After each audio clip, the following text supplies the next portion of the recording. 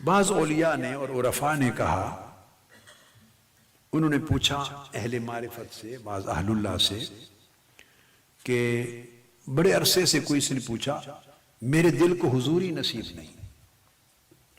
ہمارے ذہنوں میں کئی سوال ہوتے ہیں نا، کہ نماز پڑھتے ہیں، عبادت کرتے ہیں، تلاوت کرتے ہیں، ذکر اذکار کرتے ہیں، دعا کرتے ہیں، یعنی اللہ کو پکارتے ہیں، ندا کرتے ہیں، اللہ کی عبادت اور اس کی مناجات کا کام کر رہے ہوتے ہیں، مگر دل حاضر نہیں ہوتا۔ بس ایسے دعا ہے تو گزر گئی، عبادت کے کلمات تھے، نماز کے گزر گئے، رجوع اللہ تھا گزر گیا، دل حاضر نہیں ہوتا۔ اس کی آپ نے اپنی زندگی میں کئی بار مثال دیکھی ہوگی، دل حاضر ہے یا نہیں اس کو سمجھنا تھوڑا سا مشکل ہے، تھوڑا سا۔ دماغ حاضر ہے یا نہیں اس کی مثال سے سمجھ آ جائے گا۔ کئی بار آپ نے دیکھا ہے کئی لوگ ایسے ہوتے ہیں جن کی کنسنٹریشن نہیں ہوتی ان میں، وہ بات سن رہے ہوتے ہیں مگر آپ کہتے ہیں یہ حاضر دماغ نہیں ہے، اس کی کنسنٹریشن نہیں ہے۔ ڈاکٹرز بھی کہتے ہیں کہ اس بچے کو، اس طالب علم کو کنسنٹریشن کی کمی ہے، وہ گھنٹوں گھنٹوں بیٹھتے ہیں کتابوں پر، وہ کہتے ہیں مجھے کچھ یاد نہیں ہوتا۔ ہر ایک کا پرابلم میموری کا پرابلم نہیں ہوتا، بعض اوقات بہت سے لوگوں کو کنسنٹریشن کا پرابلم ہوتا، اس کی کنسنٹریشن ہی نہیں ہے۔ کیا پڑھا؟ وہ گھنٹوں بیٹھا رہا، آنکھوں کے آگے الفاظ سطریں صفحے گزرتے رہے، اس کی کنسنٹریشن ہی نہیں، تو وہ پھر آگے جب یاد کیسے ہوگا؟ بعض اوقات آپ گفتگو سنتے ہیں، خطاب، تو بعض پریشانیاں ہوتی ہیں اس کا سبب، بعضوں کی کنسنٹریشن کا یا بعض اوقات لیک آف الرٹنس ہوتی ہے۔ آپ ایک چیز کو دیکھتے ہیں تو غلط پڑ جاتے ہیں، آپ دیکھتے ہیں تو پیج نمبر غلط پڑ جاتے ہیں، لفظ کچھ اور لکھا ہوا تھا، صحیح پڑھ رہے ہیں، کچھ اور سمجھ کے پڑھ رہے ہیں، غلط پڑھ لیا۔ ڈاکٹر کے پاس جاتے ہیں، یہ کیا میٹر؟ وہ کہتا ہے یہ لیک آف الرٹنس ہے، الرٹ نہیں ہے مائنڈ آپ کا۔ اس کے پھر ریزنز الگ ہوتے ہیں، میڈیکل ریزنز ہوتے ہیں، لیکن میں آپ کو صرف علامات سمجھا رہا ہوں کہ اگر دماغ یعنی مائنڈ الرٹ نہ ہو تو چیزیں آپ کے سامنے ہوتی ہیں، آپ غلط پڑھ رہے ہیں۔ کنسنٹریشن نہ ہو تو آپ جو پڑھے جا رہے ہیں یا سن رہے ہیں آپ کی سمجھ میں نہیں آتا کیا۔ بعد میں اگر پوچھیں بھی وہ بات یاد ہے میں نے کیا کہی تھی، کہتے ہیں کیا بات؟ وہ اس کے کان سن رہے تھے مگر دماغ اس کا الرٹ نہیں تھا یا کنسنٹریشن نہیں تھی، وہ چیز ہی اتر جاتی۔ اب یہ مثال تو سمجھ میں آ گئی، ایسا تو ہوتا ہے کہ نہیں واقعہ زندگی میں؟ بعض اوقات عارضی پرابلم ہوتا ہے آدمی کو، یاداشت میں عارضی پرابلم ہے، کوئی مشکل ہے، پریشانی ہے، ذہن تفکرات میں ہے، تو وہ بھی اس پر بھی یہ حالت وارد ہو جاتی ہے۔ تو بعض اوقات پرماننٹ پرابلم ہوتا ہے، اس کی پھر الگ ایکسرسائزز ہوتی ہیں، ٹریٹمنٹس ہوتے ہیں، تھیراپیز ہوتی ہیں، جس سے وہ چیزیں، اور اگر کوئی میڈیکل ریزن ہے تو پھر وہ ہوتا ہے، پھر وہ اس کی الرٹنس اور کنسنٹریشن اس کی ریسٹور کرواتے ہیں۔ جس طرح دماغ حاضر نہیں ہوتا، اس طرح عبادات میں بہت سو کا دل حاضر نہیں ہوتا۔ اب آپ سمجھ گئے بات کو؟ اب اس مثال سے اچھی طرح سمجھ آ گئی بات کی۔ بندہ عبادت کرتا ہے، اللہ کا ذکر کر رہا ہے، تلاوت کر رہا ہے، مناجات کر رہا ہے، دعا کر رہا ہے، مگر دل حاضر نہیں۔ تو کسی نے سوال کیا دل حاضر نہیں پاتا، کیا کرنا؟ اب دل حاضر ہونا اس کے بھی دو درجے ہیں۔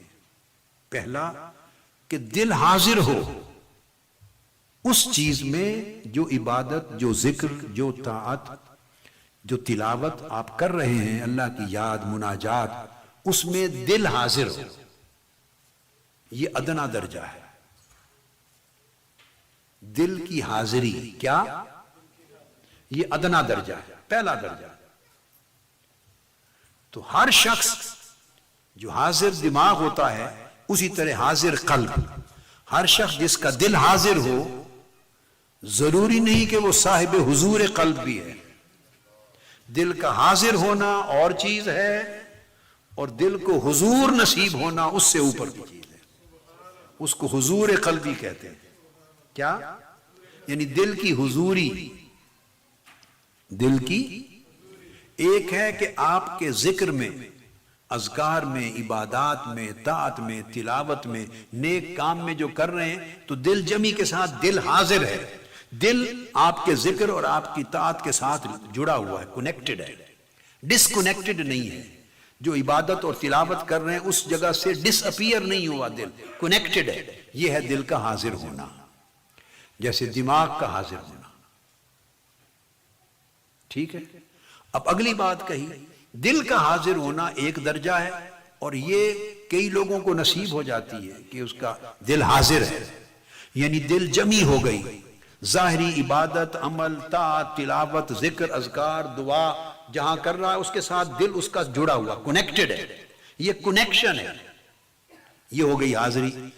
کچھ لوگ اس سے بلند درجے کے لوگ ہوتے ہیں اور ان کا دل کا حاضر ہونا وہ ذکر کے ساتھ نہیں ہوتا، وہ مذکور کے ساتھ ہوتا ہے، یعنی وہ اللہ کی بارگاہ میں حاضر ہو جائے تو اس کو حضوری کہتے ہیں۔ پہلے تھا ذکر کے ساتھ حاضر ہو، کیا؟ اور اب کیا بات بتا رہا ہوں؟ جس کا ذکر ہو رہا ہے اس کی بارگاہ میں حاضر ہو، تو اس کی بارگاہ میں تب حاضر ہوتا ہے دل جو دل اس کے ساتھ جڑ جاتے ہیں، اس کو کہتے ہیں کہ اس کے دل کو حضوری حاصل ہے، اس کے دل کو حضوری رسائی ہے۔ کیا؟ اب اس کو بھی مثال سے سمجھا دوں تاکہ آپ کو اور ایزی ہو جائے۔ جیسے میں نے دماغ کی مثال دی، بھئی یہ حاضر دماغ نہیں، اور اگر کسی کو الرٹنس مل جائے اور کنسنٹریشن مل جائے تو کیا ہر وہ شخص جس کو دماغی الرٹنس اور کنسنٹریشن مل گئی ہے، کیا اس کو دماغ کی رسائی بھی مل جائے گی کہ جو بات سمجھائی جا رہی ہے اس کی ڈیپتھ تک اس کے سارے راز بھی سمجھ جائے گا، پا جائے گا؟ کیا یہ انٹلیکچوئل کیپیسٹی بھی مل جائے گی؟ نہیں، ابھی تو الرٹ ہوا ہے، بقایا تو کیپیسٹی ہے، کتنا اس کو پاتا ہے اور کتنا نہیں پاتا۔ تو پہلا درجہ کہ جو غیر حاضر تھا دماغ، وہ کم سے کم حاضر ہو گیا۔ اب حاضر ہو جانے کے بعد کتنا سمجھتا ہے، کتنی رسائی پاتا ہے اور کتنی نہیں پاتا، یہ پھر اس کا اپنا، اب سمجھ گیا، نصیب ہے۔ اسی طرح دل کا حال ہے، جو غیر حاضر تھا وہ حاضر ہو گیا، وہ حاضر ہو گیا، اور اب اس سے آگے حاضر ہونے کا مطلب یہ نہیں کہ رسائی بھی پا گیا، جس کا ذکر ہو رہا تھا، جو مذکور تھا، جس بارگاہ میں کی یاد ہو رہی تھی کہ اس بارگاہ میں بھی پہنچ گیا۔ تو اس مجلس میں حاضر ہونے کا مطلب نہیں کہ وہاں بھی پہنچ گیا، وہ رسائی ہے، اس کو حضوری کہتے ہیں۔ تو اب کسی نے کہا کہ وہ بات بیان کی کہ میرا دل حضوری نہیں پاتا، حاضری کی بات نہیں کی، کیا؟ حاضری کی بات، حضوری نہیں پاتا، اس بارگاہ میں نہیں جاتا میرا دل، وہاں اس بارگاہ میں دل کو غائب پاتا ہوں۔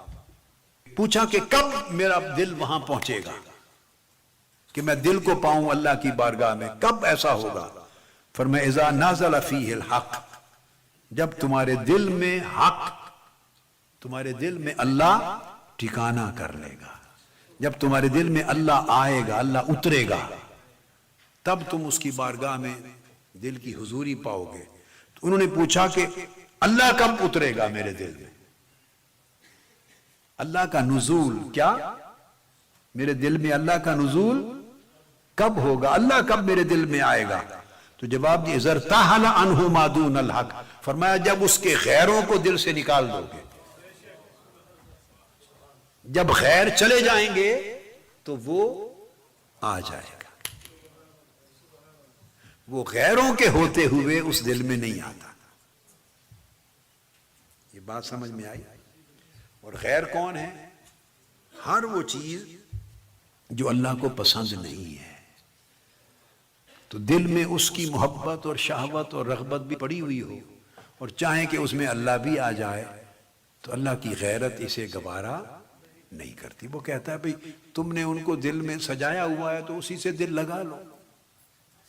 فرمایا اذا ارتحل عنہ ما دون الحق، جب اس کے غیر نکل جائیں گے تب وہ آ جائے گا۔ خلاصہ اس کلام کا، ہر تمنا دل سے رخصت ہو گئی۔ واہ واہ واہ، ہر تمنا دل سے رخصت ہو گئی، اب تو آ جا، اب تو خلوت ہو گئی. تو اس کا قاعدہ یہ ہے کہ جب اس کے غیر چلے جاتے ہیں دل سے، اور دل نیا خانہ بن جاتا ہے، خلوت کدہ بن جاتا ہے، اس میں کوئی اور غیر نہیں رہتا، اور دل خالی ہو جاتا ہے، اس وقت وہ جلوہ گر ہو جاتا ہے. اور جب، اب میں آپ کو وہی معرفت کی طرف لا رہا تھا کہ جب وہ دل خالی ہو گیا غیر سے، تب وہ جلوہ گر ہوا، اور جب وہ جلوہ گر ہوا تو دل زندہ ہو گیا، اور جو زندہ ہو گیا، کامل زندہ ہو گیا، وہ اس کے حضور رہنے لگ گیا، وہ اس کے حضور رہنے لگ گیا. سب سے پہلے نئی ویڈیوز کو حاصل کرنے کے لیے شیخ الاسلام ڈاکٹر محمد طاہر القادری کے آفیشیل یوٹیوب چینل کو سبسکرائب کریں اور بیل آئیکن کلک کریں.